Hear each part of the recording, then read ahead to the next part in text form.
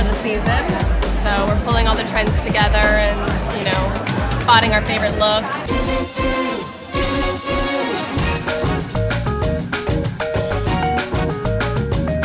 Fall is a hard season because it's typically dark and black. And Peter Som is great because he always experiments in color and mixed prints. So this is going to be a bright spot.